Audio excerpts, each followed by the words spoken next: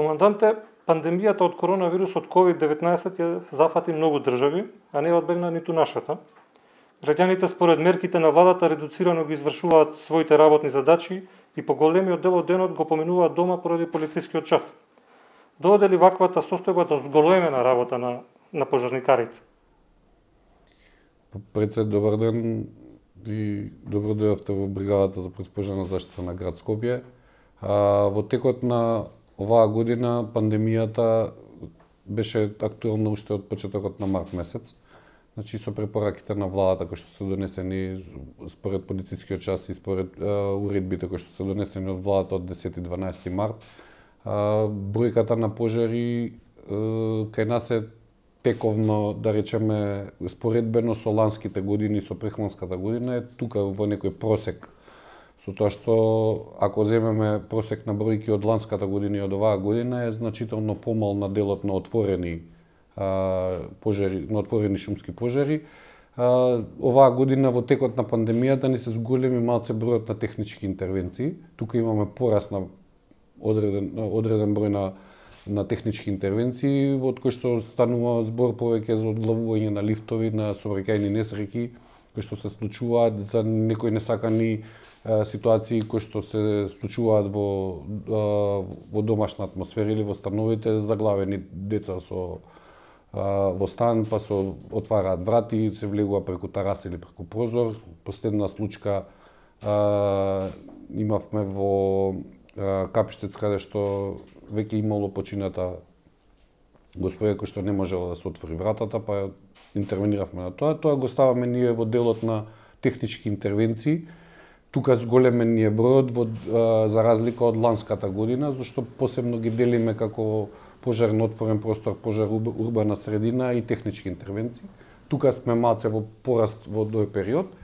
Иначе како пандемија или како вирусов што е зафатен со повеќе, да речеме, присуство на граѓаниве дома, ни го намали бројот, значително го намали бројот. Тука ќе оставиме и временските услови, што имаше малце повеќе дожд за разлика од ланската година, каде што ланската година преку 90 и неколку дена немавме дожд во овој период. Имаме намалување значително на отворен простор или на шумски пожари. Пожарникарите за време на пандемијата, исто како војската и полицијата, ја извршуваат својата задача непречено. Се соочивте ли со некои проблеми, како например да имате вработени заболени од вирусот или пак да немате доволно средства за лична заштита, како маски, ракавици? Не. Можам само да потврдам дека сите бевме после препораките на владата кои што беа донесени за употреба на маски, на ракавици, на визири, на сите тие медицинска опрема која што е, набавивме прв сет од преку градот Скопје. После тоа се појавија општествено одговорни компании кои што едноставно донира, тука можам да кажам и за Интернационалниот полициска асоциација, исто и они, значи донира опрему, ракавици, медицинска опрема за бригадата. Значи ние имаме сега доволно и залика и за што би рекле некој што се сега моментално актуелно дека би имало и некој втор бран. Значи сите вработени, сите подцентри се опремени со заштитна опрема, таква медицинска заштитна опрема, со тоа што ние имаме посебен дел на заштитна опрема, на ракавици и на маски во текот на интервенции на пожар или на било која друга интервенција што станува збор од пожарен аспект. Вака се држи онаа дистанца, направивме некои резови кои што не сме ги правеле во минатите години според пандемијата, ги откажавме сите посети на градинки, на школски установи кои што има најавено во текот на оваа година, во текот на овој период посети на бригадава.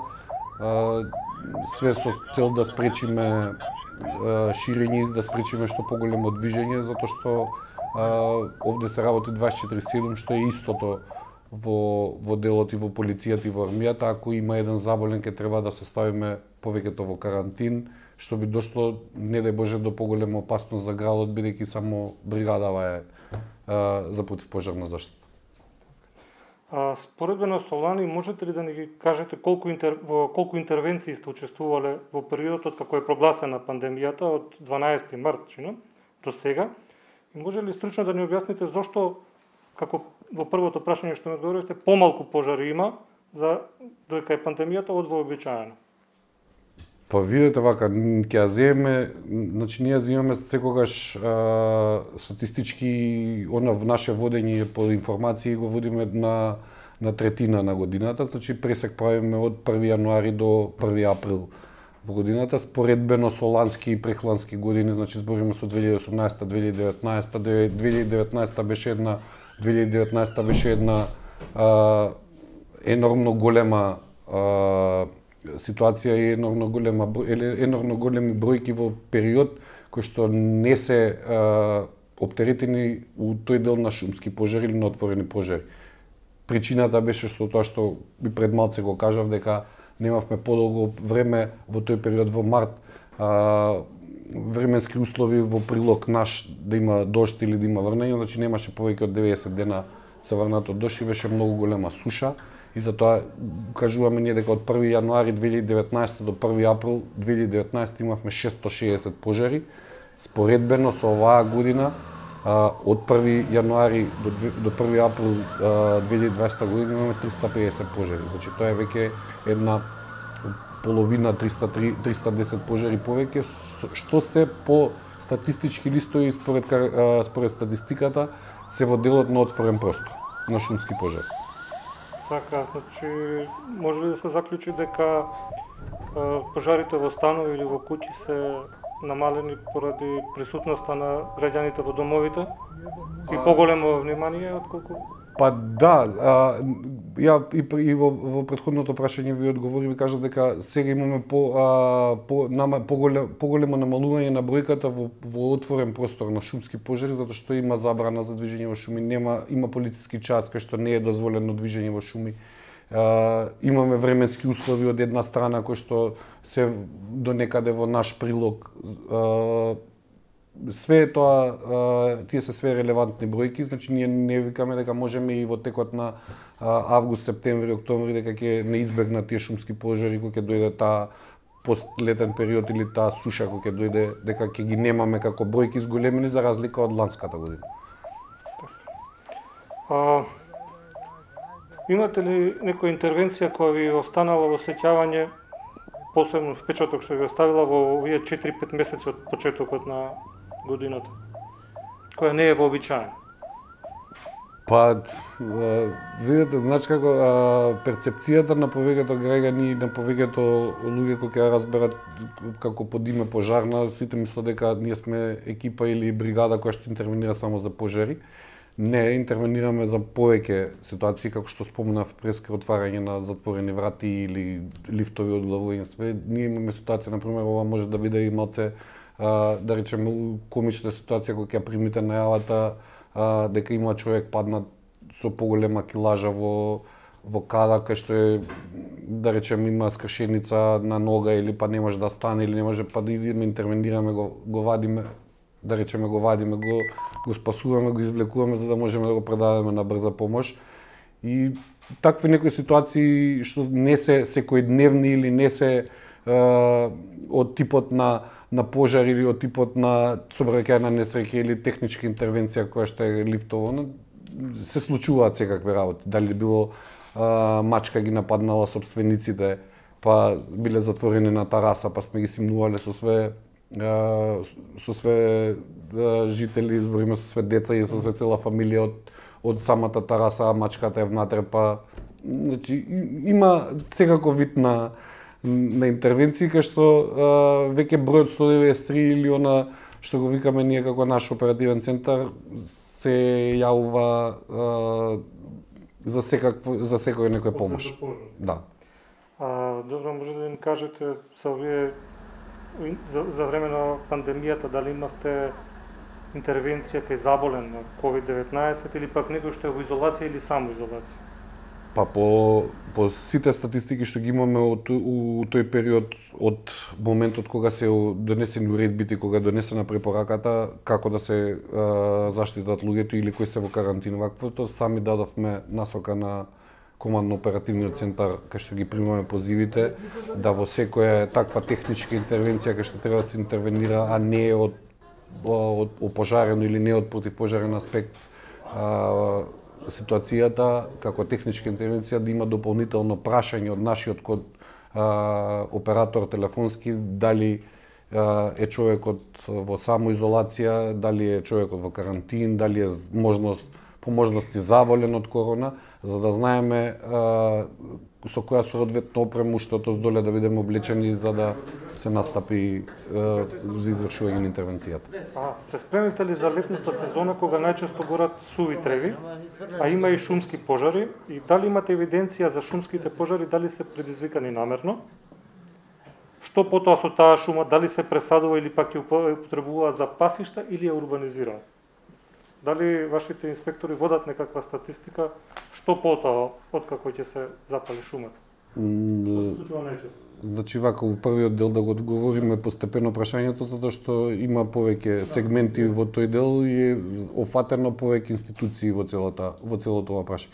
Значи да, ние сме секогаш спремни, дали било не е нешто посебно спремање за вакво, тоа е за тие шумски пожари или пожари на отворен простор. Тековно се одржаваат, тековно се организираат и по планот и програмата наставна што е во делот на бригадата се извршуваат обуки и вежби. Спремањето е евентуално само за околу возилата, значи правиме муавет во дел кај што ние имаме просек на возила кои што се со старост од 30 години, значи тоа мораме да ги одржаваме во кондиција и мораме да ги сервисираме редовно и да пристапиме кон нив малце посериозно. Значи опрема како опрема ја поседуваме, се знае поделено ни е по сегменти и по сектори кои возила одат на отворен простор и на шумски пожари, кои се за затворен простор, збориме за урбана средина. Така да спремањето од наша страна се. На вториот дел на прашањето ќе се надоврзам, не сме ние тие кои што констатираат дали е намерно направено, намерно запалена шумата или е ненамерно или од несакани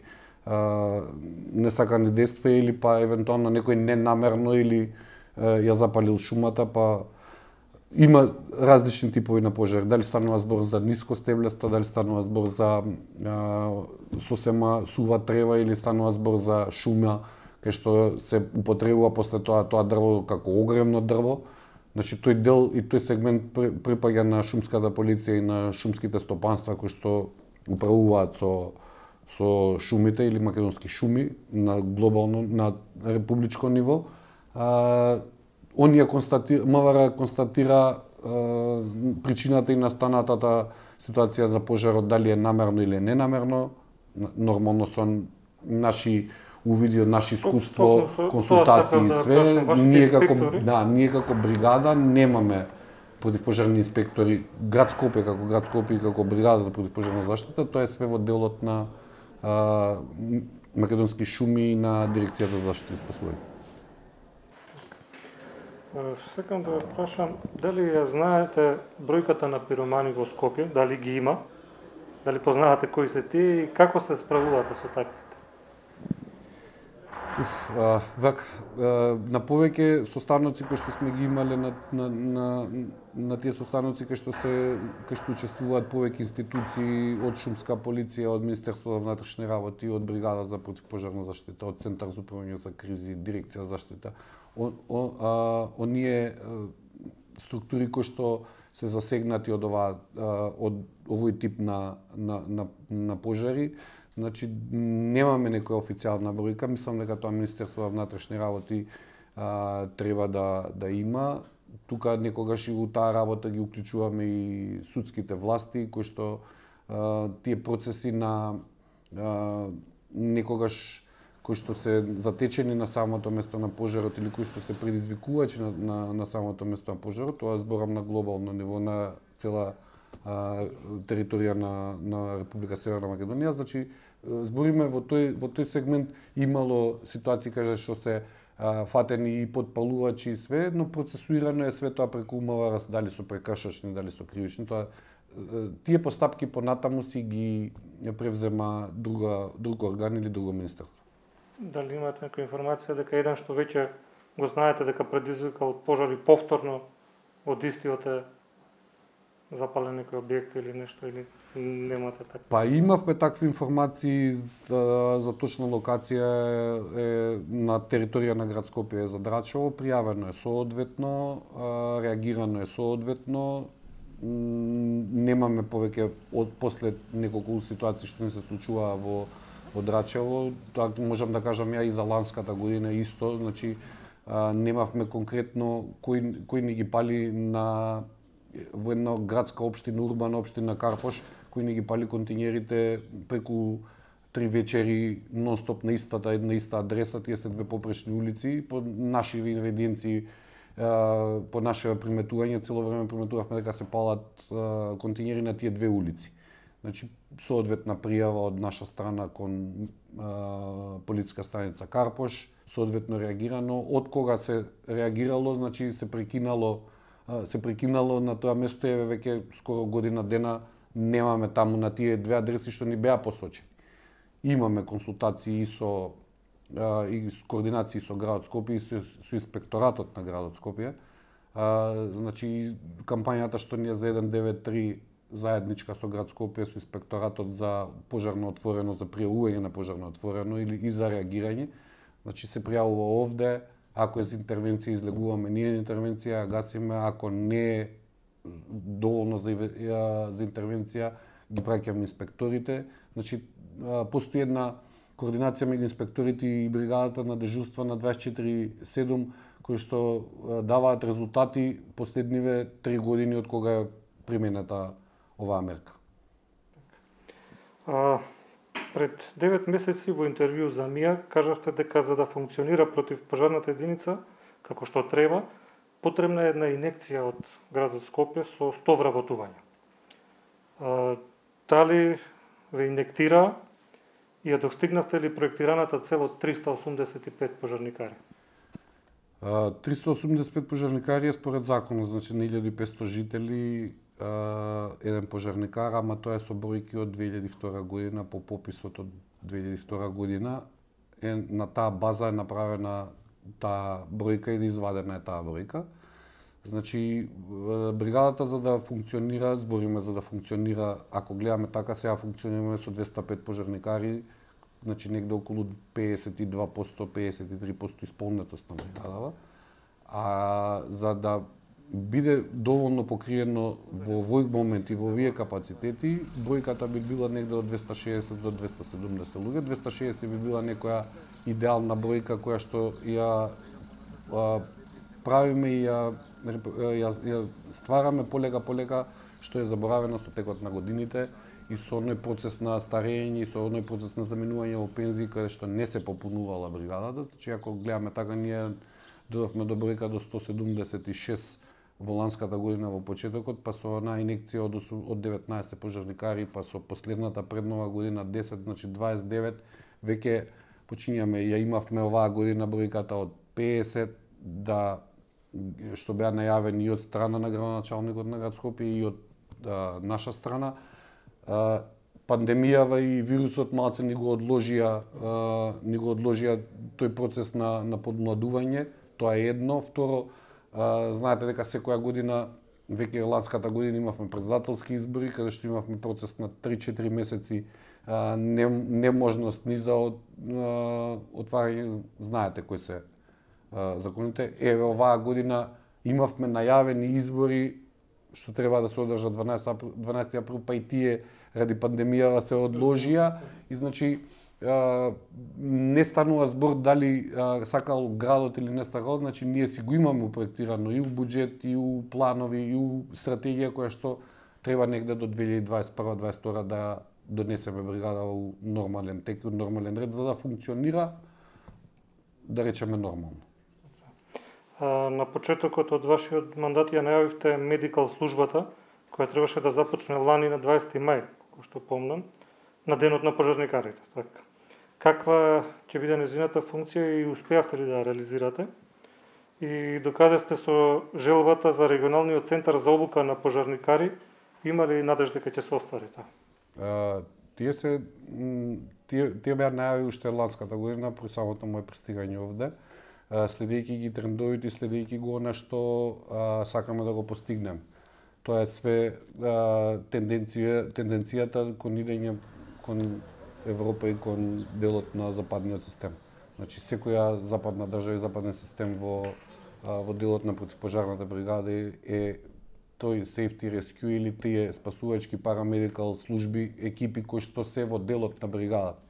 Нормално, за да не се оптеретуваме во делот на брзата помош, стигнала, не стигнала, дошла, имала друга интервенција, имала побитна интервенција или било што. Значи овде може да станува збори за мала интервенција медицинска, која што ќе биде само за дишување од чад, кај што ќе биде и сега знаете да го оптеретите делот на брзата помош да дојде со возило кое што може ќе помогне на друго место повеќе. Решивме да правиме парамедикал служба или медицинска служба у самата бригада.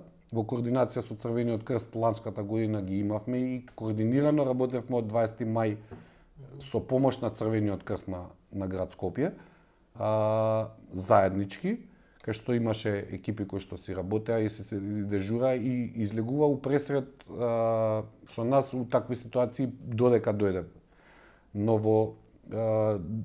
тоа не беше конечно идејно решение кое што можевме да го примениме и во оваа година и во наредната година, затоа што се они во Црвениот крст, не се кај нас. Во координација со една невладина организација Линка Крос направивме обука и пред моето доаѓање имало направена обука и од моето доаѓање направивме обука на 25 пожарникари за парамедикал служба и 12 инструктори на парамедикал служба. Значи веќе имаме бројка од 50 обучени пожарникари кои што и имаат основната база, основното ниво на пружање на медицинска помош до одреден степен, до доаѓање на брзата помош. Сега во делот на комплетирање на целата парамедикал служба нас ни фали медицинско возило кое што планираме во текот на оваа година да го набавиме или да го добиеме како донација од некоја компанија или општествено одговорна фирма, за да можеме да го направиме оној тим за таква парамедикал служба. Со тоа што ќе ги направиме тимовите во сите 4 различни смени, како што е во бригадава, ќе си има подеднаков број во сите 4, кои што ќе можат да пружат медицинска помош до доаѓањето на, ако е посериозна ситуацијата, до доаѓањето на брза помош. За регионалниот центар за обука? Регионалниот центар за обука е план кој што се работи и од да речам моите претходници од све, но сега почна ланската година почнавме малце поинтензивно, тука ги уклучивме и Центарот за управување со кризи и UNDP. Имаше посета од UNDP во Скопје, го разгледа просторот, го разгледа местото и локацијата на кој што сме. Значи треба да се почне да се попунуваат тие апликации и сите тие работи, све до од страна на надворешни проекти, надворешни ситуации кои што треба да решат дали ние ќе можеме да го добиеме место како регионален центар за обука. Све после тоа станува чиста формалност или дополнување и опремување на капацитетите на бригадата. Така, во меѓувреме пишуваше дека пожарникарите водат судски спор за тоа дека нема добиено средства за опасност, за кои велат дека независниот синдикат на пожарникарите го потпишале колективниот договор со поранешниот градоначалник Коце Трајановски и со тоа ги оштетил за по 15.000 евра. Кога ќе ги добијат тие средства, затоа што бидејќи судски велат го добиле, дали ќе им бидат префрлени на плата? Велат дека за ова се изборил некој нов синдикат на пожарникарите, што денови пишуваше исто за тоа. Дали сте запознаен со тој случај, бидејќи тоа беше пред вашето доаѓање во пожарната? Вака, значи јас дојдов на наследен проблем кој што ги засегнува сите пожарникари во Република Северна Македонија. Не станува збор за пожарникарите во градот Скопје, него станува збор за сите пожарникари. Јас знам целата ситуација, јас знам целата проблематика, затоа што сум и воедно и председател на мрежата на командири на противпожарни единици во цела Република Северна Македонија преку ЗЕЛС. го имаме истакнато проблемот, се знае проблемот, запознаени се сите. Проблемот е во Законот за пожарникарство има член 13 кај што е јасно и утврдено дека треба да се исплаќаат 20% за ризики за опасност при работа како додаток на целата таа плата, на таа цела плата што ја добиваат, значи тие се плюс 20% кои што ги добиваат, кои што треба да ги добиваат пожарникарите, кои што не ги добивале од дали било тоа од не ќе ме да навлегуваме во целата ситуација кој го потпишува договорот колективниот и како го потпишува колективниот договор или како идела постапката, дали било бившиот градоначалник на град Скопје или сегашниот градоначалник на град Скопје. Јас по моја информација знам дека судските пресуди на повеќето пожарникари на град Скопје се добиени и повеќето се исплатени, се исплаќаат како стигаат во градот Скопје, значи таква информација имам добиено. Направени се средби и со градоначалникот и со работни групи решавање на проблемот. Значи беше најавено и е најавено дека ќе се регулираат сите таа и целосна исплата на платите, со тоа што владата донесе пред нова година одлука дека ги задолжи министерствата кои што се релевантни за оваа локална самоуправа и сите општини и ЗЕЛС за регулирање и изготвување на правилник на платите на пожарникарите. Значи, повеќето општини станува збор за помалите општини што се, да речеме, некои општини што се ги регулираа во тој дел на платите, значи им ги порамнија платите со тие 20%, али бројката што ми ја кажавте од 15.000 евра не е толкава, значи не е толкава бројката, значи во делот на штетата не е толкава бројката.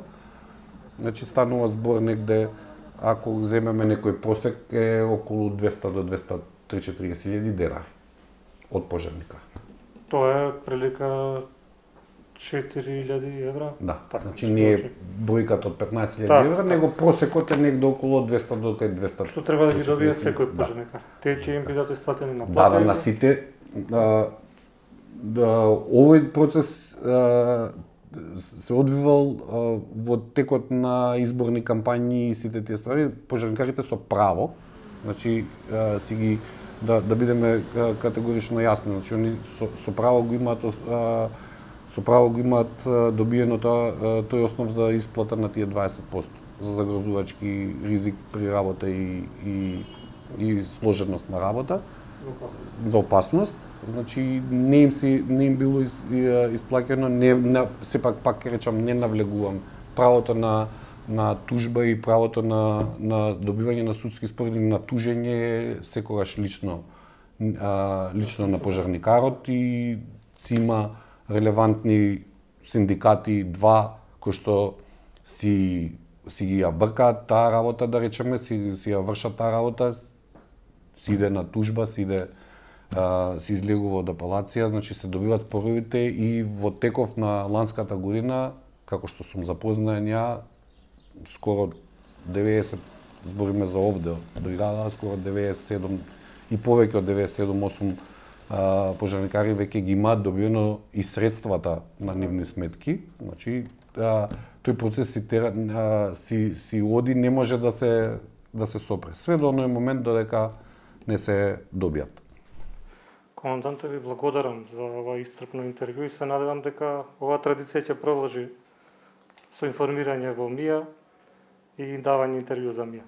Па јас сум секогаш отворен за медиумите, затоа што сакаме да дојдеме, принципот на работата е сакаме да дојдеме поблиску и до граѓаните и до оној момент што уствари ние работиме. Еве, за среќа вие имавте можност денеска да присуствувате со нас на еден настан, еден пожар кој што се случи во Мичурин на стамбен објект на зграда.